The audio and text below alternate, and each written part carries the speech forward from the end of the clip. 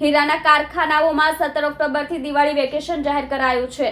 સામાન્ય રીતે 21 દિવસનું વેકેશન હોય છે, પરંતુ નેચરલ ડાયમંડની મંદીને લઈને 30 દિવસનું વેકેશન છે, જ્યારે લેબગ્રોનના ડિમાન્ડ હોવાના કારણે 7 થી 15 દિવસનું જ વેકેશન છે। ઉદ્યોગકારોનું કહેવું છે કે ઓર્ડર ઓછા હોવાથી ઉત્પાદન ચાલુ રાખવું મુશ્કેલ છે। અમેરિકા અને યુરોપ જેવા મુખ્ય બજારોમાં નેચરલની ખરીદીમાં સતત ઘટાડો થઈ રહ્યો છે। એક્સપોર્ટમાં સતત ઘટાડો નોંધાઈ રહ્યો છે। બીજી તરફ લેબગ્રોન ડાયમંડમાં ડોમેસ્ટિક અને ઇન્ટરનેશનલમાં બંનેમાં તેજી છે। યુએસ, હોંગકોંગ અને દુબઈ જેવા બજારોમાં ઓર્ડરનો સતત પ્રવાહ ચાલુ છે, જેથી લેબગ્રોન યુનિટોમાં ફક્ત 7 થી 15 દિવસનું વેકેશન જાહેર કરાયું છે। ઉદ્યોગકારો કહે છે કે આ ક્ષેત્રોમાં છેલ્લા 1 વર્ષમાં ભારતના શહેરમાં પણ લેબગ્રોન અને જ્વેલરીની માંગમાં વધારો થયો છે।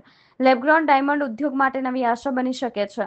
ડાયમંડ એસોસિએશન સાથે સંકળાયેલા વેપારીઓએ કહ્યું કે આ વિચિત્ર સ્થિતિ આગામી સમયમાં હીરા ઉદ્યોગની દિશા નક્કી કરશે।